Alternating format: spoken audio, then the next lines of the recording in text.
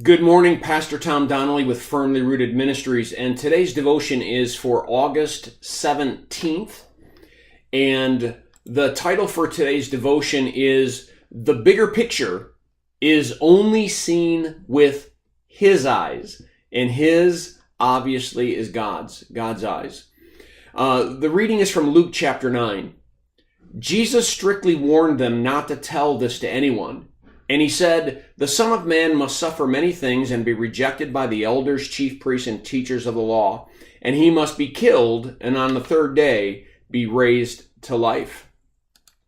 And so the question, why in the world, after Peter had this great confession, yesterday's devotion, the 16th, we looked at the fact that Jesus says, "Who do you say that I am?" Now, this has to be the greatest and most important question ever asked, and we talked about that in that devotion, but Peter got the answer right.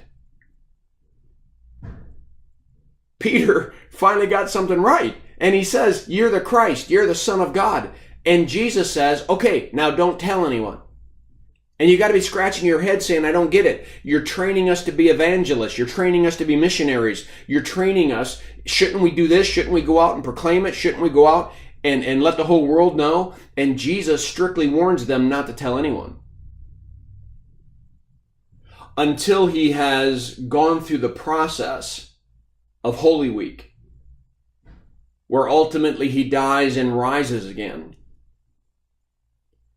And in this tension, I want you to picture for a moment that sometimes we think we see the bigger picture. Maybe God's done something in our lives. Maybe something has occurred and we're going, oh, this is what's going to happen next. I just know it. And then that's not what happens next. It's because the bigger picture is ultimately only seen through His eyes.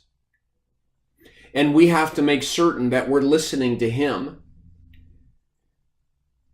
I mean, it's pretty amazing that Jesus warns the disciples 5, 6, 7 times that he's going to suffer, die, and rise again. But on Good Friday, they're caught by surprise. It's because sometimes we're just not listening to what God's saying to us, and we're just certain that the future is going to be the way that we want it to be, and then it ends up not being the way we want it to be, and we all of a sudden blame God. Well, what if we're the ones that don't see the bigger picture? What if He does see the bigger picture and we have to wait for Him to unfold it? Well, I pray that this devotion is a blessing to you. I encourage you to read the devotion that's attached, and have a firmly rooted day.